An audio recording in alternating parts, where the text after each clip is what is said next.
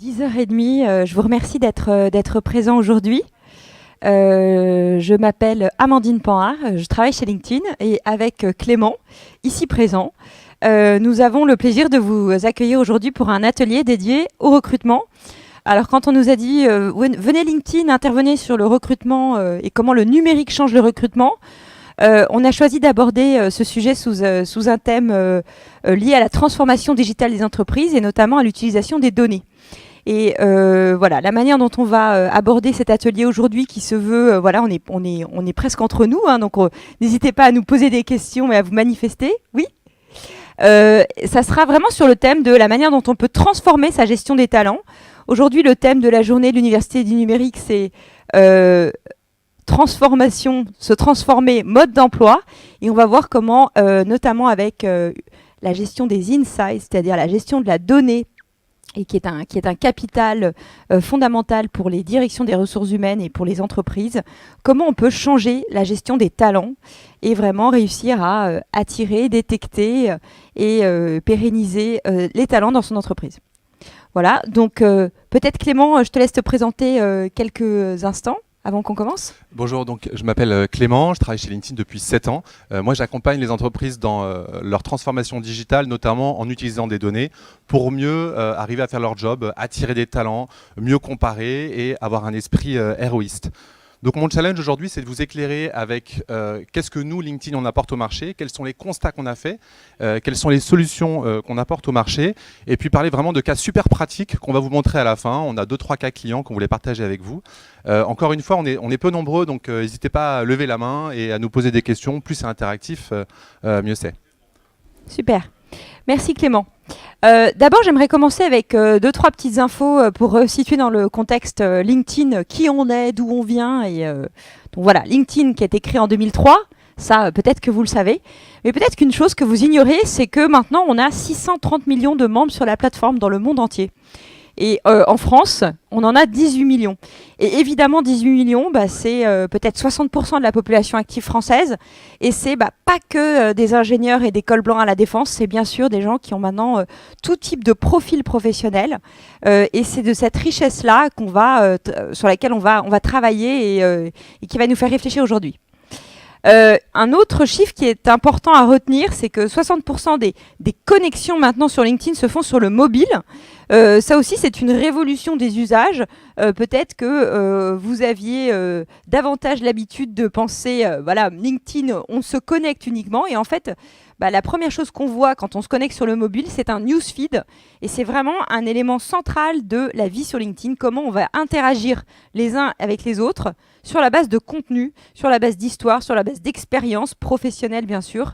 Et c'est de cette qualité-là aussi de contenu qu'on va, nous, extraire des usages et là aussi des points de données qui vont vous aider en tant que chef d'entreprise, en tant que décideur dans vos entreprises respectives, à les utiliser, en tirer parti pour votre stratégie de talent.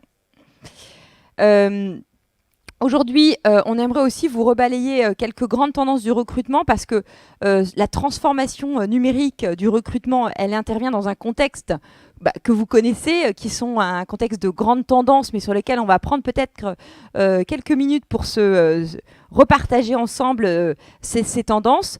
La première, c'est l'automatisation et l'intelligence artificielle. Évidemment, toutes les industries sont touchées, pas que les filières techniques et technologiques. La seconde, c'est ce qu'on appelle le skill gap, l'écart des compétences entre les compétences disponibles sur le marché et celles dont vous avez besoin à l'avenir pour mener à bien la réussite de votre entreprise. Et puis, il y a une troisième tendance de fond qui est importante aussi à souligner, c'est tout ce qui est relatif à la flexibilité au travail. Alors ici, on le voit encore plus parce qu'on est dans un univers de start-up et on n'a pas peur d'utiliser les mots de flexibilité, de travail à la maison, etc. Mais c'est surtout une histoire de culture d'entreprise. C'est de ça aussi dont on parlera aujourd'hui comme un élément central pour réinventer sa gestion des talents. Premier élément sur l'automatisation, évidemment un effet de transformation avec des nouvelles compétences qui apparaissent sur le marché, qui ne sont pas que réservées aux filières technologiques. Et un constat, c'est qu'il y a plus de 375 millions d'actifs dans le monde qui vont changer de secteur professionnel d'ici 2030. Ça veut dire que les personnes qu'on est en train de former, là, sans doute qu'elles se forment non seulement à des métiers, mais elles vont sans doute aller travailler dans une industrie qu'elles n'avaient peut-être pas envisagée, qui n'est peut-être pas aussi structurée, qu'on ne connaît peut-être pas aussi bien. Cette semaine, il y a le Salon du Bourget. Typiquement, tous les métiers liés à l'aéronautique deviennent des métiers éminemment technologiques, avec des nouvelles compétences, avec des nouvelles applications, de plus en plus technologiques certes. Et là aussi, on voit que plein d'industries vont devoir réfléchir à à ces transformations. Du coup, des nouveaux métiers qui apparaissent, sur lesquels beaucoup d'acteurs, et pas que les grands groupes, les PME aussi, vont être amenés à recruter. Alors nous, parmi ces métiers, donc là vous voyez le premier, c'est Full Stack Engineer. Bon, ça c'est des métiers très techniques et très technologiques. Mais on a un autre métier, par exemple, le Experience Designer, le Customer Success Manager. Tous ces métiers-là qui vont en fait accompagner la réussite, on va dire la manière dont vos clients, vos partenaires vont appréhender, utiliser les services, les solutions que vous développez dans vos entreprises, et comment du coup vous allez créer une relation et une rétention de vos clients. Tous ces métiers-là, finalement, ils ont des nouveaux noms, des nouvelles compétences, des nouveaux outils, et on voit que ils font partie des métiers maintenant les plus recherchés. Je nomme même pas les problématiques de cybersécurité. Vous en parlerez cet après-midi en plénière au MEDEF. Ça aussi, c'est un sujet sur lequel pas seulement les grands groupes, mais aussi toute typologie d'entreprises sont concernés. La conséquence, on va dire, un peu directe de cette transformation et l'apparition des nouveaux métiers, c'est qu'on a maintenant un écart de compétences. Si on prend maintenant une petite photographie des compétences disponibles dans vos entreprises et qu'on regarde les compétences dont vous aurez besoin à l'avenir ou dont votre industrie aura besoin, sans doute que vous allez vous rendre compte qu'il y a un écart et que là aussi, il y a aussi quelque chose que vous ne pouvez pas forcément maîtriser maintenant, puisque c'est l'apparition de nouveaux métiers. Nouveaux métiers avec nouvelles compétences. Donc comment vous vous équipez, comment vous réfléchissez, comment vous vous organisez quand vous sentez que dans vos organisations, dans vos industries, dans vos filières, il y a des nouveaux métiers, des nouvelles compétences sur lesquelles vous allez absolument devoir vous appuyer pour réussir dans votre business. Et puis, voilà, j'en parlais aussi. Donc maintenant, on a certes des compétences technologiques, mais des compétences aussi sociales et humaines, comportementales. Certes, nous faut les bons ingénieurs, mais il nous faut aussi les personnes avec lesquelles on va pouvoir communiquer facilement avec différents marchés. On va avoir une manière de travailler différente, peut-être dans des espaces de travail qui changent, des manières de collaborer différentes. Et ça aussi, donc l'importance de tout ce qui va être les soft skills, comment vous allez aussi réfléchir à la manière dont vous allez créer ou réfléchir à votre gestion de talent sur la base de ces compétences qui sont plus sociales, comportementales et humaines, en fait. Ça a aussi un impact. Et enfin, flexibilité au travail. Là, finalement, la conséquence de cette montée en puissance des sujets sur la flexibilité au travail, ça va être finalement un sujet de marque employeur. Est-ce que votre organisation, est-ce que votre entreprise est capable d'assurer maintenant une réponse solide sur la flexibilité du marché? Tout le monde ne va pas promettre la même manière de travailler, mais au moins qu'on puisse être clair et qu'on puisse avancer de manière cohérente. Voilà, notre manière de travailler, elle est comme ça. On a tel et tel code, on a telle et telle manière de collaborer. Et ça, c'est une promesse et aussi, ça va se transformer en un point de données pour vous sur lesquels vous allez pouvoir réfléchir pour réaliser en fait un travail de marque employeur. Là aussi, pas la peine d'être un grand groupe. La manière dont vous allez parler avec authenticité de vos messages et de vos conditions de travail, ça va influer énormément la gestion des talents, quand on sait surtout que voilà, cette question de la flexibilité, notamment pour les millennials, elle est super importante. Quelques implications. Je dirais que la première, en fait, sur ces grandes tendances qu'on voit sur le recrutement et le monde du marché du travail au niveau global, la première, c'est vraiment quelque chose qui concerne la posture des décideurs dans l'entreprise et la posture notamment des spécialistes des relations humaines et sociales dans l'entreprise que sont les DRH. C'est comment ces personnes et comment vous allez pouvoir comprendre et anticiper le paysage des compétences, que ce soit dans votre propre organisation, dans votre bassin d'emploi, mais aussi dans un écosystème concurrentiel. Comment est-ce que vous êtes en capacité d'articuler une stratégie de compétences? Est-ce que vous avez les informations nécessaires disponibles? Comment vous les monitorez? On parle souvent des entretiens annuels d'évaluation qui nous permettent de faire des bilans. Eh bien, quelles sont les autres manières, les autres solutions qui vous permettent de comprendre et de connaître voilà, le paysage des compétences? Après, il y a aussi un travail stratégique du point de vue de la réaffectation de l'offre et la demande, c'est-à-dire comment on peut aussi travailler, et ça c'est une implication directe, puisque on a tous ces métiers qui vont apparaître et un certain nombre de compétences et de métiers qui vont aussi disparaître du fait de l'automatisation. Comment vous allez réallouer les compétences? Comment vous allez mettre en place des stratégies de formation efficientes? Comment vous allez aussi réfléchir à accompagner dans le changement des collaborateurs, des collaboratrices qui ont été plusieurs années sur un métier et qui vont devoir se former à d'autres compétences? Donc je dirais que tout ça, c'est vraiment un travail d'anticipation sur l'organisation, un travail d'anticipation sur les nouveaux besoins, et qui va mettre en avant le fait que les RH, les décideurs des ressources humaines dans l'entreprise, sont vraiment des décideurs stratégiques. Tout ce dont on va parler aujourd'hui, c'est comment on va donner des insights pour vraiment valider et manifester cette position stratégique dans les ressources humaines. Voilà, donc je vais passer la parole maintenant à Clément. On va se passer un petit peu le micro là, dans la demi-heure qui va suivre. Évidemment, si vous avez des questions, n'hésitez pas, interrompez-nous. On peut aussi garder des questions pour la suite, mais on sera aussi content d'entendre votre feedback tout au long de l'intervention. Je me remets là. Je sais pas. Alors donc nous, on a fait un bilan assez intéressant au travers des relations qu'on a eues avec l'ensemble de nos clients.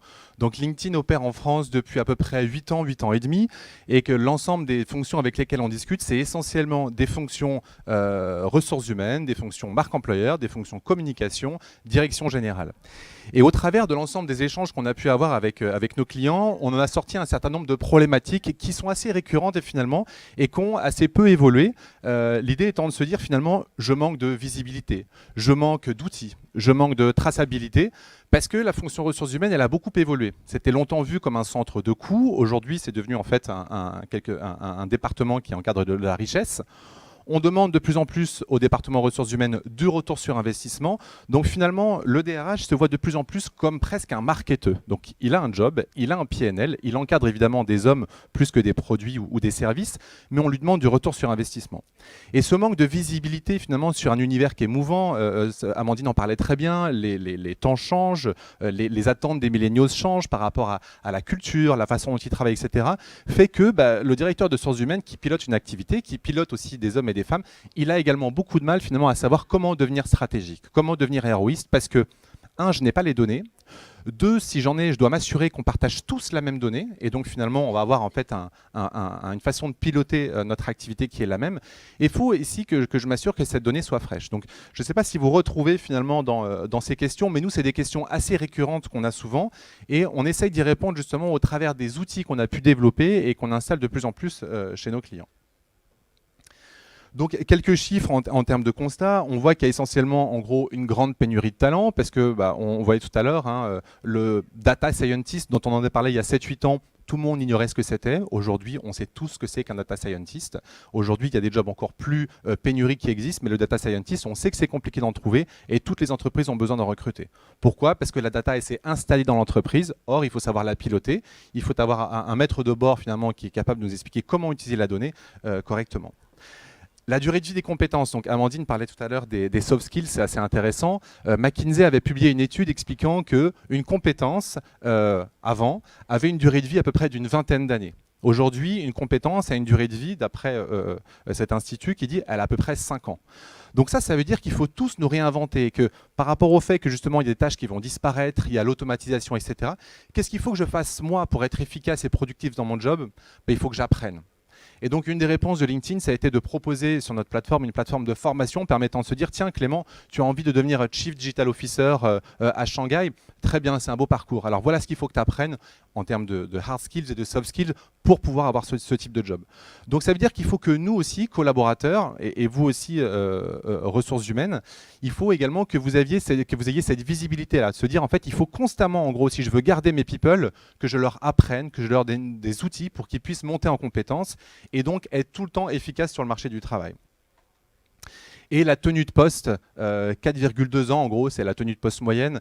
J'avais beaucoup retenu l'intervention de Maud Bailly qui est arrivée en charge du digital chez Accor Hotel et on lui expliquait, on lui demandait finalement c'est quoi votre job vous en tant que Chief Digital Officer.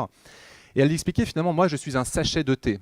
C'est-à-dire, moi mon job c'est d'arriver dans un univers en fait qui ignore complètement comment utiliser le digital. On va m'utiliser, donc en gros je vais infuser la culture, les méthodes, les outils, le héroïste. Et une fois qu'on n'a plus besoin de moi, en fait, je suis entre guillemets jetable. Et je vais aller infuser une autre équipe. Donc ça, je trouve que ça illustre très très bien le fait que de plus en plus, on est dans un marché du travail qui est flexible, on apporte des compétences. Alors ça fait longtemps qu'on entend parler de la fin du CDI, etc. On n'en est pas encore là, mais chez LinkedIn, on s'est aperçu qu'aux États-Unis, qui sont quand même pas mal en avance sur un certain nombre de tendances, on a déjà mis en place une plateforme de mise en relation entre les freelances et les entreprises. Concrètement, je suis une entreprise, je cherche un web designer. Au lieu de le recruter en CDI, je vais déposer mon brief sur une plateforme, les freelances vont y répondre et c'est comme ça que je vais mettre en relation ça. Donc aujourd'hui, on teste cette plateforme aux États-Unis afin d'essayer de comprendre les évolutions du marché, voir comment ça va avancer pour pouvoir mieux se préparer demain. Mais ça, je pense que c'est vraiment le fait que les gens bougent de plus en plus dans nos sociétés. On a envie d'être, je dirais, aux commandes d'un bateau sur lequel on a une mission. Quand cette mission est terminée, je ne vais pas rester pour chercher un autre poste dans l'entreprise. J'ai envie tout le temps en fait, d'apprendre et de faire comprendre ce que je peux apporter dans les autres entreprises. Je reprends la main, oui, du coup, trois grands piliers qui vont un peu structurer, d'une part, l'accompagnement, mais je pense qu'ils sont vraiment calqués sur les problématiques liées au DRH, et notamment à la gestion des talents. La première brique, c'est tout ce qui va être de l'ordre de la planification, de l'anticipation. Donc, comment on fait un pas en arrière sur les sujets du recrutement et on réfléchit à, OK, bah, si je dois recruter qui, quelles compétences, dans quel lieu, qui correspond à quel besoin stratégique de développement de l'entreprise. Est-ce que je suis aligné avec la stratégie business? Donc, c'est un certain nombre de questions d'anticipation et de planification. La deuxième brique, elle est évidemment centrale, c'est celle sur laquelle on a le plus, on va dire, d'expérience tous et qui nous rassemble. C'est concrètement comment je convertis. J'ai identifié les bonnes personnes, je les attire, elles deviennent des candidats et finalement elles rejoignent mon entreprise. Et puis une troisième brique qui devient en fait comment je développe et je fidélise mes collaborateurs. Et finalement, on se rend compte que tout ça, c'est un cercle vertueux, puisque quand on a une meilleure anticipation et planification des compétences, on est bien évidemment plus à même d'avoir les bonnes personnes qui nous rejoignent et de détecter en amont comment on va les fidéliser, les faire évoluer avec une politique de formation. Donc LinkedIn s'est positionné vraiment sur une manière un peu holistique d'accompagner les directions des ressources humaines. C'est ce qu'on fait maintenant avec des grands groupes, mais aussi avec des entreprises, des ETI et des PME. La première brique, j'en parlerai très brièvement, c'est une slide qui est très écrite, mais globalement, ça remet encore la question du DRH comme un acteur stratégique de l'entreprise. Quel est le niveau de discours et quel est le niveau d'alignement entre les besoins de recrutement tels qu'ils sont exprimés par le business par rapport aux besoins de développement voilà, d'une BU? Est-ce qu'il y a un alignement? Est-ce qu'il y a une discussion? Est-ce qu'il y a un partage des données? Est-ce qu'il y a une consultation DRH? Et là, on trouve qu'il y a quelque chose à faire effectivement pour mieux équiper et mieux valider et mieux anticiper la position des RH qui va être souvent celle où on lui dit « Ah bah ça y est, on ouvre, on a gagné tel appel d'offres, on va se développer dans tel pays. Vite, maintenant, recrutons X personnes pour pallier aux besoins. » Non, comment on se met voilà, un pas en arrière, on réfléchit. Et comment aussi, du coup, on est un acteur un peu plus stratégique dans le diagnostic et l'attraction des talents tout au long de la vie du collaborateur aussi. Ensuite, évidemment, sur la manière dont on va attirer et recruter, un autre élément aussi qui va distinguer la fonction RH d'une fonction, on va dire, traditionnelle du recrutement.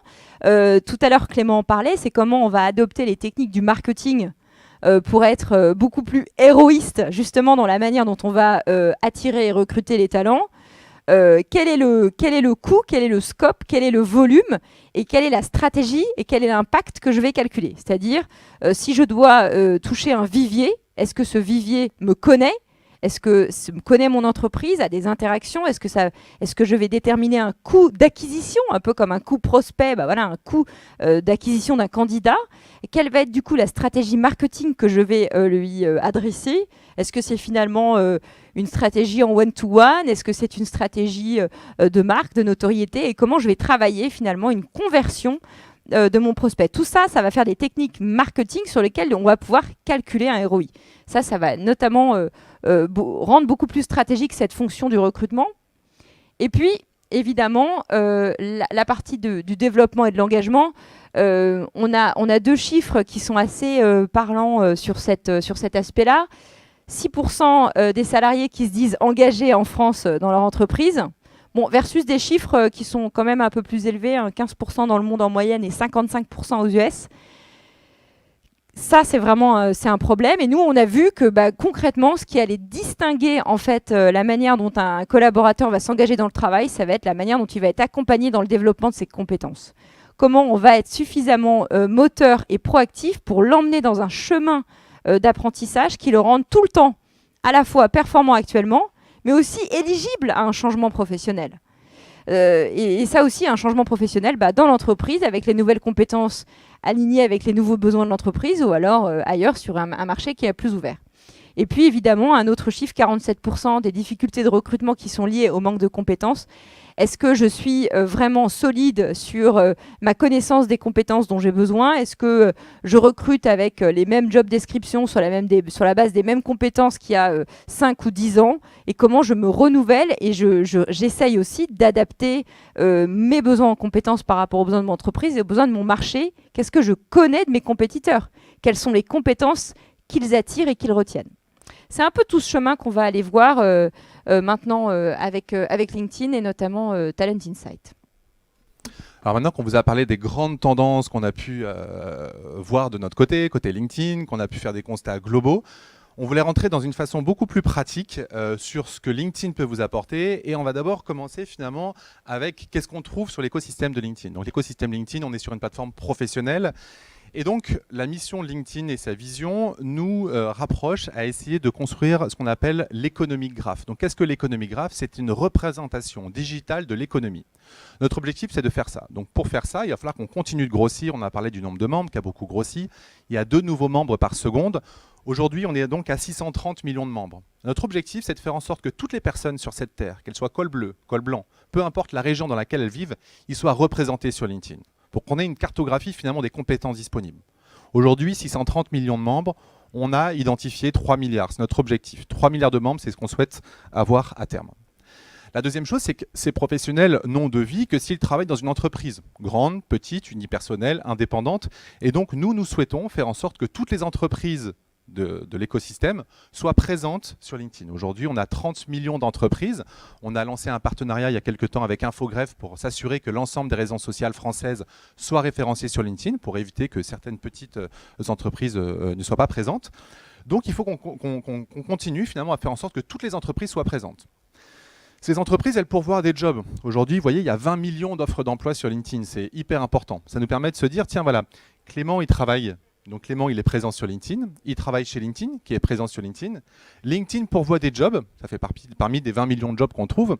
Mais moi, si j'ai envie de postuler à ce job, il va me falloir des compétences. Et notre objectif, c'est également de cartographier et de référencer l'ensemble des compétences qu'il faut pour que moi, Clément, ou toi, Amandine, tu puisses postuler à ce job-là. Simplement, il y a des compétences parfois qu'on n'a pas. Et on l'a vu tout à l'heure, le fameux skills gap. Sauf que rien n'est irrémédiable. Et justement, ces compétences, je peux les acquérir.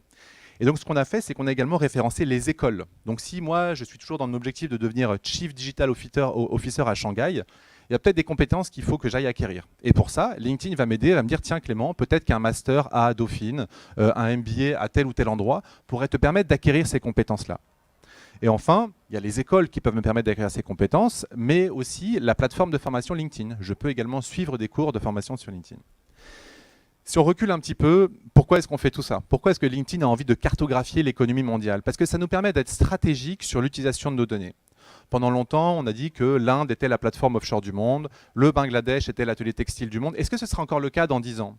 Est-ce que la France va toujours continuer de délocaliser? Est-ce que la Corée sera toujours en fait la Silicon Valley de l'Asie? Peut-être pas justement. Et sans les données en fait relatives aux hommes, aux entreprises, aux jobs, aux compétences et à la formation, on sera incapable de répondre à ça. Donc notre objectif, c'est également d'accompagner les entreprises à travers une donnée qui est fraîche, qui est stratégique et que vous pouvez vous utiliser au quotidien, notamment pour des choses autour du benchmarking, etc. Ouais.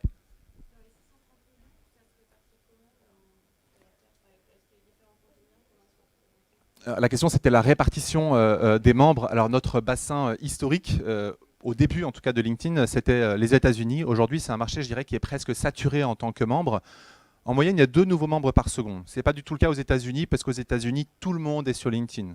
Quelqu'un qui fait des sandwichs dans la rue, un chauffeur de taxi, il est sur LinkedIn. Pourquoi? Parce que le travail il est tellement flexible là-bas qu'il peut très bien changer de job et devoir postuler, donc se rendre visible. Les grosses croissances en termes du nombre de membres, c'est les 3 autres pôles. C'est l'Amérique du Sud, qui sont ultra réseaux sociaux. Le Brésil, par exemple, est un pays en fait, sur lequel on vit énormément grâce aux réseaux sociaux. L'Europe et l'Asie-Pacifique. Alors, je n'ai pas un détail très fin sur finalement quels sont les pays en pleine croissance. Pour vous donner une idée, quand je suis arrivé chez LinkedIn en 2012, on était 3 millions de membres en France. Aujourd'hui, on a 18 millions de membres et cette croissance a été jusqu'à il y a quelques mois 100% organique. On n'a jamais vu avant, je crois, ce début d'année, c'est ça, de publicité sur LinkedIn. C'est-à-dire que c'est ça qui est important, c'est-à-dire que les professionnels allaient sur LinkedIn sans avoir vu une publicité disant tiens, on va te proposer un job de rêve. Non, ils voyaient sur LinkedIn parce qu'ils voyaient de la valeur sur la plateforme et se dire tiens, en allant sur LinkedIn, je vais développer ma visibilité, mes relations, mes connaissances, je vais pouvoir lire, partager du contenu, me rendre visible, etc. La Chine, en tout cas, fait partie également des pays sur lesquels on a une très grande croissance. On a désormais en fait 2 bureaux LinkedIn. On a noué un partenariat avec la Chine. On est intégré avec d'autres réseaux sociaux, notamment WeChat et Weibo. Bref, donc il y a beaucoup en fait d'accords locaux qui sont passés pour s'assurer que LinkedIn est légitime sur chacun des pays, d'où le fait qu'on soit une plateforme mondiale. Petite photographie de la France, je vous le disais, en fait, croissance du nombre de membres très important. Aujourd'hui, finalement, les relais de croissance en France, c'est essentiellement sur l'école bleue. Tu en parlais tout à l'heure, Amandine. Naturellement, quand LinkedIn s'est ouvert, qui n'était pas traduit au début en français, se sont tournés vers LinkedIn naturellement des cadres dirigeants. Et aujourd'hui, l'école bleue aujourd'hui ne voyait peu ou pas vraiment l'intérêt de venir sur la plateforme. Donc aujourd'hui, vraiment les grands relais de croissance en fait pour LinkedIn, c'est au sein de plus petites entreprises, essentiellement d'écoles bleues, pour des entreprises qui ne sont pas forcément basées à Paris. Et ça, pour nous, c'est un grand succès parce que quand on vous parlait de cartographier l'économie mondiale, représenter les régions en dehors de Paris pour la France, l'école bleue et des entreprises industrielles, par exemple, bah, ça montre que finalement, on est représentatif du tissu économique. Voilà, bientôt 900 000 entreprises. Alors, le challenge en termes de croissance, c'est notamment les petites entreprises, le public, je crois que c'est hyper important. On s'aperçoit que le secteur public et parapublic, hospitalier, etc., s'intéresse de plus en plus à LinkedIn parce qu'ils sont en concurrence également avec les entreprises privées, donc croissance du nombre très important, et petites entreprises également. 1,2 million d'offres d'emploi. Alors, si vous allez sur LinkedIn, c'est vrai que vous allez pouvoir voir énormément d'offres d'emploi. Notre objectif, c'est évidemment de référencer un maximum d'offres d'emploi, mais surtout qu'elles soient représentatives de notre économie et pas seulement de proposer des jobs en finance, en marketing, en comptabilité dans des grands groupes basés à Paris. Mais on a beaucoup d'initiatives locales. On a mis en place une initiative sur la région Auvergne-Rhône-Alpes pour représenter et comprendre comment marche le tissu local. Donc ça, c'est essentiellement ce sur quoi on travaille. Les compétences et les écoles, c'est également 2 choses qui augmentent. C'est-à-dire qu'on va cartographier toutes les compétences requises pour ces jobs et référencer l'ensemble des écoles qui existent aujourd'hui. Alors là, ça va plus vous parler, parce qu'on va enfin parler un petit peu du profil et de quelles sont les données qu'on a. Donc on a parlé de la donnée au global, la donnée qui existe chez LinkedIn. Maintenant, il y a 3 types de données. Donc vous allez tous vous retrouver, parce que le point d'entrée quand on arrive chez LinkedIn, c'est évidemment d'avoir un profil. Ce profil, il est personnel, moi, il est à mon nom, et il va détailler le parcours que j'ai eu. Alors on va imaginer 3 types de données chez LinkedIn. La première, c'est une donnée d'identité, ou que j'aime bien appeler une donnée froide. C'est une donnée froide parce qu'elle ne bougera jamais. Kate, notre amie Kate, en gros, son expérience, sa formation, son intérêt, sa création du profil, son réseau, c'est des choses qui ne changeront jamais. Si elle décide d'aller élever des chèvres ou d'aller faire du miel, je ne sais où, de toute façon, c'est des données qui sont liées à son identité. Donc ça, c'est le cœur de votre donnée. Donc première donnée, c'est donc la donnée froide. La deuxième donnée, c'est ce qu'on appelle une donnée d'engagement, ou j'aime bien appeler une donnée comportementale. Qu'est-ce que fait Kate sur LinkedIn? Et ça va changer en fonction justement du job qu'elle a pu avoir. Elle a pu commencer en fait à être designer dans une petite agence web, ensuite elle a fait du marketing, et puis demain elle va lancer son entreprise de conseil. Et son passage dans ces différentes entreprises vont faire qu'elle a interagi avec des personnes différentes, elle a interagi avec du contenu différent, elle a eu des centres d'intérêt qui étaient différents, elle a suivi d'autres personnes, elle a candidaté à des jobs qui sont différents. On peut imaginer, si je reprends mon projet de devenir Chief Digital Officer à Shanghai, le jour où je commence à me lancer dans ma recherche ou dans mon job, évidemment, les entreprises, les contenus, les personnes et les jobs avec lesquels je vais interagir vont dépendre justement de mon parcours professionnel à l'état actuel des choses en ce moment. Donc ça, c'est cette donnée comportementale qu'on va utiliser. Et lorsqu'on va mélanger finalement la donnée froide dont on parlait tout à l'heure et la donnée comportementale, on va en sortir une donnée qu'on appelle intentionnelle. Donc ça, c'est des mécanismes liés à l'intelligence artificielle de LinkedIn qui vont nous permettre de se dire, tiens, Clément, il fait de plus en plus de formations en mandarin, il fait des formations de gestion de projet, il fait des formations dans le digital, il suit de plus en plus des entreprises basées en Chine, il suit des influenceurs chinois, bref. Vous voyez en gros là où je veux en venir. Mon parcours professionnel, c'est d'aller là-bas, imaginons. Et on va se dire, tiens, on va peut-être suggérer à Clément des entreprises basées en Chine, des influenceurs chinois, des contenus chinois, des personnes chinoises, des jobs chinoises, etc., etc., etc. Donc ça, c'est sur une donnée RH. D'un point de vue marketing, on pourrait également le transmettre de la même façon. Les annonceurs de l'automobile viennent voir LinkedIn en tant que plateforme également marketing, se disant, tiens, nous, ce qui nous intéresse, c'est évidemment de vendre nos voitures à des particuliers et également pour des flottes professionnelles. Pour la partie particulier, c'est ça qui est intéressant. Qu'est-ce qui intéresse ces annonceurs dans l'automobile? Ils nous disent, voilà, toutes les personnes qui ont changé de job il y a 6 mois, ils m'intéressent parce que c'est eux qui vont acheter une voiture. Donc eux, ils en ont déduit qu'une personne qui change de job on va l'espérer en gros avoir un job peut-être mieux payé, peut-être avoir besoin de plus de place, etc. Et donc le segment dont s'intéressent les annonceurs automobiles, c'est les personnes qui ont changé de job il y a 6 mois pour ensuite aller faire de la publicité, leur parler, leur raconter des histoires autour de ce qu'ils font. Donc ça, c'est intéressant parce que j'insiste sur ce point parce que ce qui est hyper important, si vous voulez avoir une expérience intéressante avec LinkedIn, c'est d'avoir un profil qui est bien fait, tout en restant dans l'univers professionnel évidemment, parce qu'il n'y a aucune place pour le personnel. Mais plus votre profil est bien fait, plus il est bien rempli, plus notre intelligence artificielle va vous suggérer finalement des jobs, des personnes, des contenus, etc., qui vont vous permettre d'avancer dans votre carrière. Alors maintenant, comment est-ce qu'on exploite ces données ? Alors pendant longtemps, on a eu, nous, LinkedIn en interne, les équipes LinkedIn, un outil qui permettait d'aller piocher dans les métadonnées. Alors nos clients, depuis 6 ans, nous demandaient tout le temps quand est-ce que vous allez commercialiser cet outil, parce qu'en gros, cet outil permettait de prendre une photo finalement de mon entreprise, de mon univers concurrentiel, des talents que je veux rechercher, d'où ils viennent, où est-ce qu'ils partent, quelles sont les compétences, quelles sont les écoles qu'ils ont pu faire, est-ce qu'il y a beaucoup d'offres ou de demandes sur ces jobs-là. Et donc, on était capable de fournir régulièrement des rapports à ces entreprises-là. La donnée n'était pas fraîche et n'était pas aussi volumique qu'on le souhaitait. Vous l'avez vu, on arrivait à un palier où on estime qu'aujourd'hui, on a une représentativité du marché du travail qui est suffisamment complète pour qu'on se dise, ça y est, on peut lancer cet outil. Et donc cet outil s'appelle LinkedIn Talent Insight. En quelques mots, c'est un outil qui va vous permettre de piocher dans des métadonnées fraîches pour mieux piloter votre activité RH, pour mieux piloter finalement les stratégies de développement de votre entreprise et pour être finalement plus héroïste et se dire, tiens, j'ai un outil qui permet de piloter et donc je vais construire ma stratégie d'entreprise là-dessus. Alors, je vais vous présenter l'outil, je vais juste vous donner en fait quelques... on avait 2 cas clients qu'on souhaitait partager avec vous. On en a de plus en plus, c'est ça qui est intéressant. On a une entreprise qui s'appelle Showpad, qui est une entreprise qui fait de l'efficacité commerciale. En gros, ce sont des outils à disposition des commerciaux. Entreprise en pleine croissance, qui a été créée il n'y a pas très très longtemps et qui, comme beaucoup d'entreprises qui sont passées du mode start-up à scale-up, ils ont besoin finalement d'augmenter. Alors augmenter, en gros, en général, c'est évidemment trouver des clients. Mais vu que la solution est bonne, ce n'est pas un problème. Mais il va falloir trouver des personnes qui vont les aider à développer leur plateforme. Et on sait tous que trouver des des experience designers, des data scientists et une multitude de mots-clés que je ne maîtrise pas forcément très bien, c'est compliqué parce qu'il y a énormément d'entreprises qui les cherchent. Et donc, le marché le plus compliqué aujourd'hui, finalement, c'est le recrutement. Donc, le CEO va dire, tiens, il faut qu'on développe, il faut qu'on aille créer en fait, des filiales, etc. Oui, monsieur le CEO, mais avant de pouvoir faire ça, il faut encore trouver les bonnes personnes. Et comment est-ce qu'on fait? Débrouillez-vous, faites appel à... Alors nous, avant de vous donner les moyens de pouvoir recruter ces personnes-là, cet outil va permettre finalement de mieux comprendre l'écosystème dans lequel je suis. Et donc je voulais vous montrer en gros ce qu'on a pu mettre en place avec eux au travers de cet outil-là. De cet outil-là qui arrive. Voilà. Tu veux que je le passe pour toi? Ouais, je veux bien. Tu veux bien te mettre là et puis comme ça...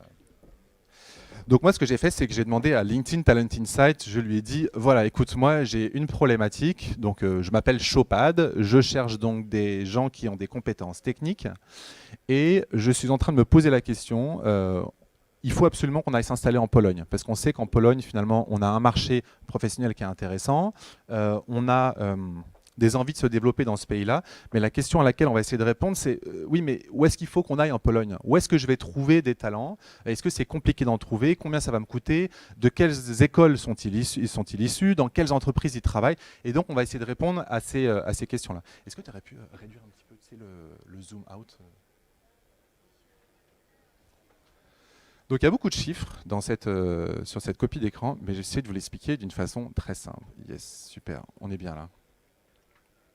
Donc ce qu'on a fait, c'est que moi j'ai demandé à LinkedIn Talent Insight, je lui ai listé l'ensemble des compétences que je recherche et je lui ai dit, voilà, écoute, dresse-moi le portrait finalement de l'ensemble des personnes qui ont ces compétences-là et qui vivent en Pologne. L'objectif, encore une fois, la question à laquelle j'essaie de répondre, c'est où est-ce que je vais pouvoir trouver des ingénieurs qui ont ces compétences-là en Pologne et comment se situe le marché. Alors première information qu'on a, demande très très élevée. Ah, oh. Donc là, on s'en doute bien, demande très élevée. Alors comment est-ce qu'on le calcule? On voit le nombre de talents qui existent, qui ont ces compétences-là, et on voit finalement, est-ce qu'ils sont beaucoup sollicités? Est-ce qu'il y a beaucoup d'offres d'emploi qui sont ouvertes? Bref, on analyse la différence entre le marché et la demande, et ça nous permet de se dire que voilà, il y a une grande demande de recrutement.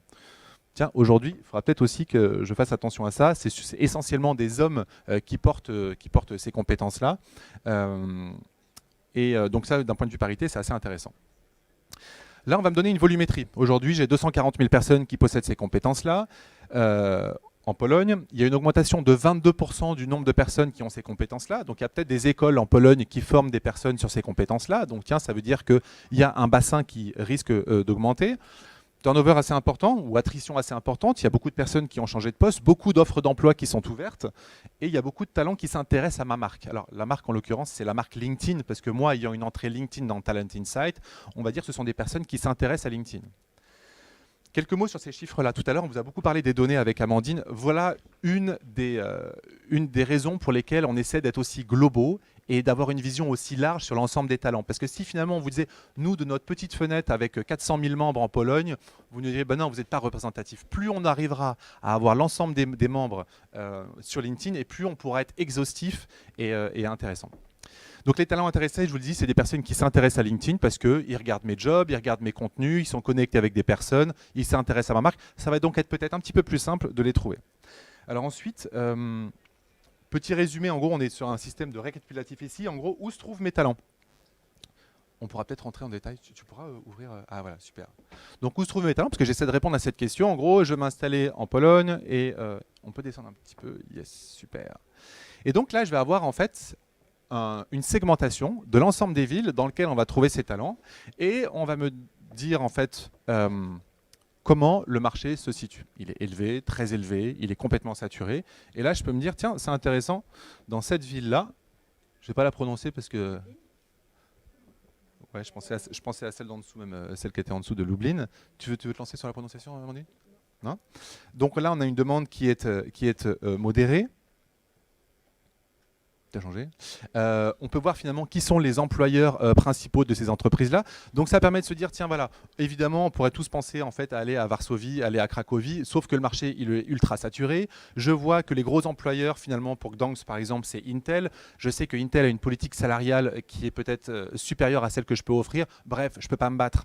Donc je vais plutôt me dire, tiens, allons dans des endroits où il y a peut-être un petit peu moins de talent, mais la demande, elle est modérée. Les entreprises qui recrutent ces talents-là sont peut-être il y a moins d'entreprises américaines qui ont une politique salariale qui est très différente de celle que je peux proposer. Et donc ça peut être intéressant. On pourrait également juste regarder la partie formation aussi, ce qui serait intéressant. Et puis après, si je pense long terme, donc moi je suis le patron de cette entreprise Chopad et je me dis, bon bah c'est très bien, on va s'installer là-bas, mais des talents, j'en vais en avoir besoin pendant les 10 prochaines années. Donc il faut que je m'assure d'avoir un vivier de talents qui puisse augmenter. Et donc on va me dire, tiens bah, Clément, tu vois, les gens qui ont cette compétence en Pologne, voilà les écoles desquelles ils sont issus. Et on voit le nombre de professionnels en fait qui ont ces compétences-là, basés en Pologne, qui ont fait l'école polytechnique de Varsovie, l'école polytechnique d'un tel. Ça peut me permettre de dire, tiens, bah, très bien, je vais aller nouer un partenariat avec cette école-là, je vais aller faire les forums étudiants, parce que ça, c'est un pourvoyeur de talents important. Donc l'ensemble de ces informations-là, elles sont super intéressantes parce que ça vous permet de se dire, tiens, je ne vais pas faire ça au doigt mouillé, je ne vais pas faire ça avec une étude qui date d'il y a 2 ans, le marché il bouge en temps réel, ces données sont actualisées en temps réel et je vais pouvoir voir en fait dans quelle mesure je peux utiliser cette donnée-là. Et derrière, peut-être dernière chose qu'on pourrait regarder, c'est la partie marque employeur. Alors là, je ne vais pas le regarder avec le spectre Chopad, parce que je ne suis pas Chopad, je vais regarder avec le spectre LinkedIn. Et on va se dire, ce sont des données qui sont fictives ici. Si vous aviez accès à cet outil-là, vous auriez évidemment les données de votre entreprise. On va me dire, tiens, bah voilà, Clément, sur ces compétences-là, basées en Pologne, il y en a 25 000 qui s'intéressent à ta marque. Il y en a X qui s'interagissent avec mes nouvelles. Il y en a Y qui visitent ma page, etc., etc. Donc ça me permet de me comprendre, est-ce que je suis sur un terrain vierge où personne ne me connaît, personne ne connaît mes people, ma marque, mes contenus, mes jobs, ou est-ce qu'au contraire, finalement, bah, j'ai déjà une assise en termes d'aura sur ce marché-là, auprès de ces personnes-là, donc il faut que je la travaille. Donc si je travaille sur ma marque employeur, si je travaille sur les campagnes médias, ça va être super intéressant de me dire, tiens, ben voilà, je vais faire différentes recherches et je vais voir si les UX designers me connaissent. Non, alors je vais peut-être faire un effort, je vais faire des forums, je vais faire des campagnes, je vais prendre la parole, je vais dresser des contenus également designés pour eux, je vais utiliser mes collaborateurs pour qu'ils se fassent le relais de ces contenus-là, pour qu'ensuite je puisse voir dans quelle mesure ma marque employeur sur cette cible-là peut évoluer. Voilà en quelques mots un des usages de Talent Insight. Ah oui, vous avez une question ?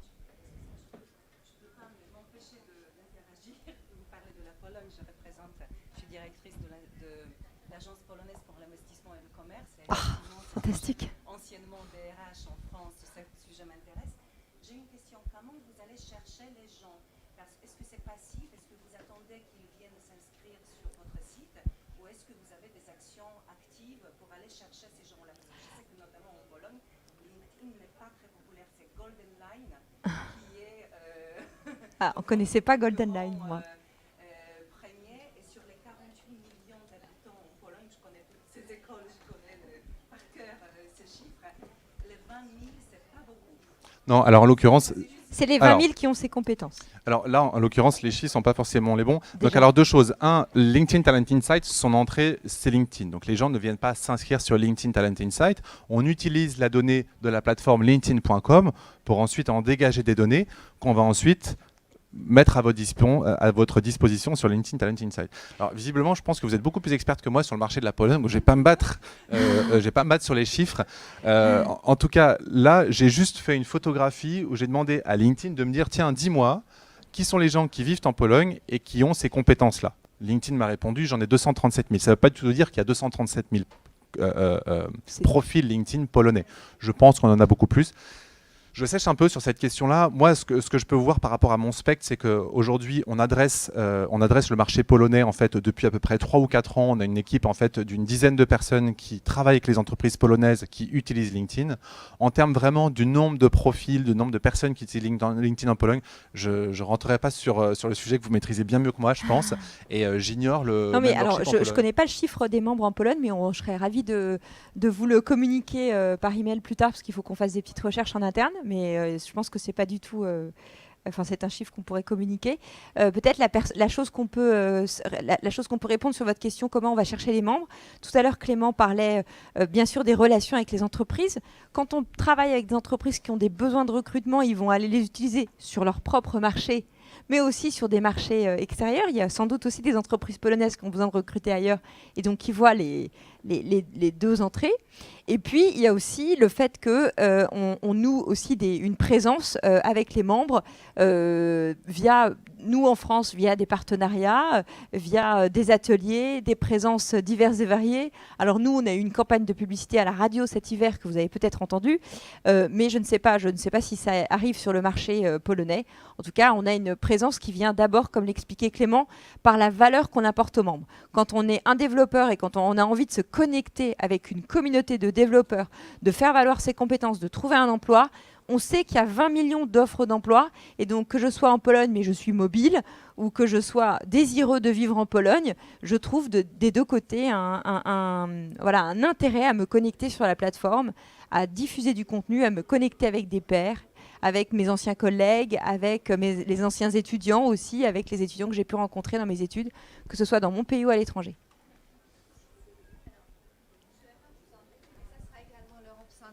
Ah. Alors, ce n'est pas forcément la Pologne, donc je représente une société, un PME familiale française qui est en train de s'implanter en Europe centrale. Donc, oui. Notre choix est encore pas tout à fait établi, mais en tout cas, j'ai travaillé également sur la Pologne. Et on vient de recruter quelqu'un en Slovaquie, en l'occurrence. On aura certainement d'autres personnes à recruter. Donc, quand je vois votre mapping, c'est extrêmement intéressant pour nous, et surtout quand vous parlez de l'écosystème qu'on peut rencontrer sur place, puisque en effet aujourd'hui quand on parle de la notoriété de notre société, on n'est pas Nokia, ni IBM, ni Capgemini, donc effectivement on a un peu plus de mal à recruter parce que notre notoriété n'existe pas. On est en train peut-être d'y contribuer ou de créer.